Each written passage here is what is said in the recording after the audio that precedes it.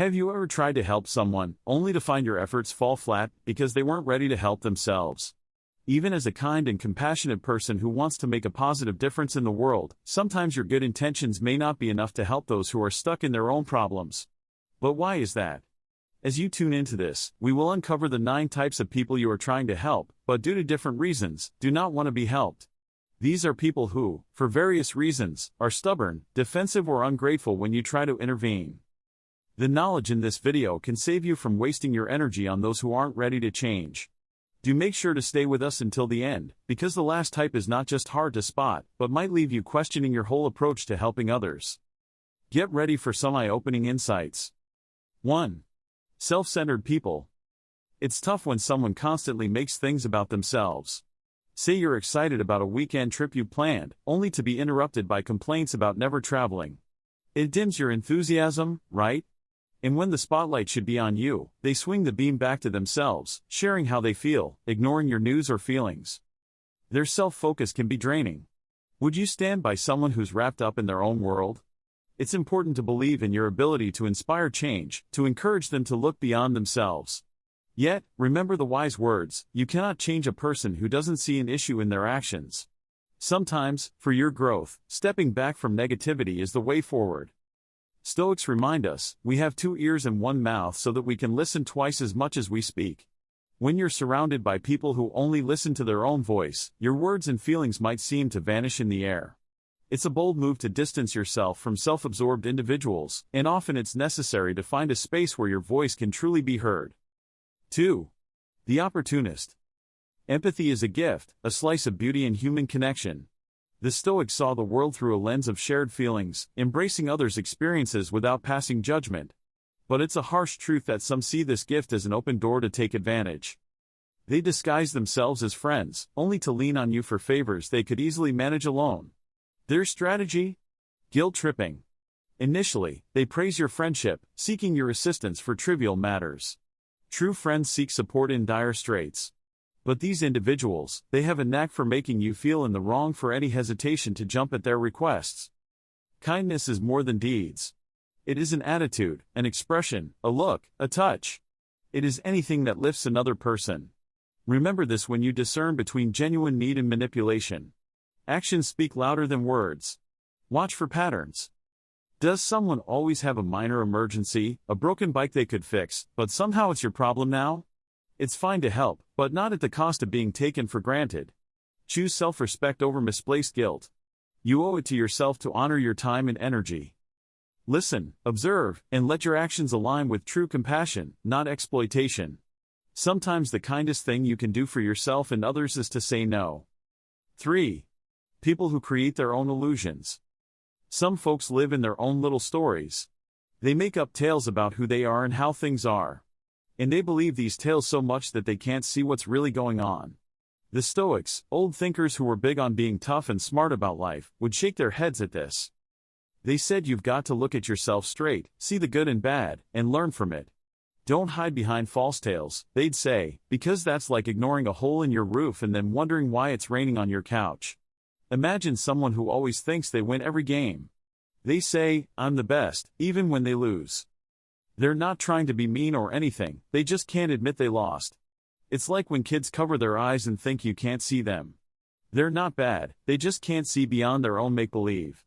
Helping someone like that isn't easy. They've got walls in their minds taller than a castle's. You could tell them something as clear as water is wet, and they'd argue it isn't. They've got to see the mistake in their thinking themselves, and that's tough.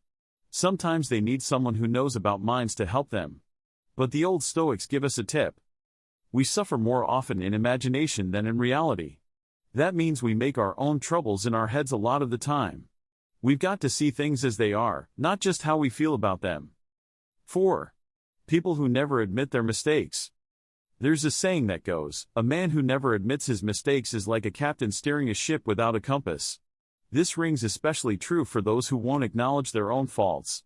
These individuals tend to blame everything but themselves, not realizing the ripple effect of their actions. In the wise words of the Stoics, without reflection and humility, personal growth is an uphill battle. Picture someone always finding excuses. A missed job interview isn't due to poor time management. It's the bus being late. They rarely pause to consider the impact of their choices. It's always someone else's problem, not theirs. Attempting to enlighten such people is often a thankless task. It's like teaching a cat to swim, against its nature and, frankly, probably a waste of time. They live in a world where accountability does not apply to them. When something goes wrong, it's not because they've made a poor decision, it's because fate has conspired against them. The harsh reality is that you may need to step away from people who drown in self-justification. As the Stoics believed, we can only control our own actions and reactions. It's sad, but sometimes true, that the more you try to help someone who refuses to see the truth, the more likely you are to get caught in their storm. It's healthier to pull back and not let their negativity drag you down. 5. Those who don't prepare for the future. Those who don't prepare for the future. Watching someone close to you underuse their talents is like seeing a book stay unopened, its stories untold. They've got the chapters of potential written in them, yet they seem to sit on the shelf. Life is ticking away, and they're not bothered by the hours slipping through their fingers. It's a dance of today versus tomorrow. Sure, we all need to savor the moment, but tomorrow's dreams are shaped by today's actions. The future depends on what we do in the present, said a wise man. And it's true. We glow with joy when we harness what we're naturally good at, when we steer our skills toward a brighter horizon. It's not that they don't have the tools, their toolbox is full. They just don't seem to map out the steps to build their future. It's like someone with a green thumb who doesn't plant a garden. They know the soil, the seeds, but they don't plot the land. They wait for someone to dig the holes for them. Encouraging them to get their hands dirty, to take the first step, is often all they need. The Stoics had it right. Waste no more time arguing what a good man should be. Be one, as Marcus Aurelius stated. Without direction, anxiety creeps in, stealing the joy of now and the promise of later. To inspire them is to challenge them to move, to act, for their stagnation holds back the tide of progress they could ride. 6. People who focus on life's negatives. Continually facing life's challenges with a frown, some individuals can't seem to break free from the shadow of constant discontent. Their conversations are often a litany of woes, money woes, family strife, work frustration. Every solution offered seems to meet with a new problem, as if they hold on to troubles like a familiar blanket. You may feel compelled to help, but it's like pouring water into a sieve. There's wisdom in the Stoic saying, "He who laughs at the human race deserves better of it than he who mourns for it." For the former leaves it better than he finds it, while the latter makes it of no better worth than he found it. It serves as a reminder that dwelling on the dark can blind us to the light. It's much like when you're listening to a song that's out of tune. It can throw off your rhythm. Trying to tune someone else's instrument while neglecting your own harmony can be futile. They may not be seeking change, just an audience. The more you complain, the less you obtain, goes a simple saying. Yet its truth rings clear. Direct your efforts toward those who see your support as a gift, not those who view life's glass as perpetually half-empty. Time might just show them how to celebrate what's in their cup, rather than lamenting what's not. 7. People who always blame others for their problems. Helping someone who always blames others for their problems is tough.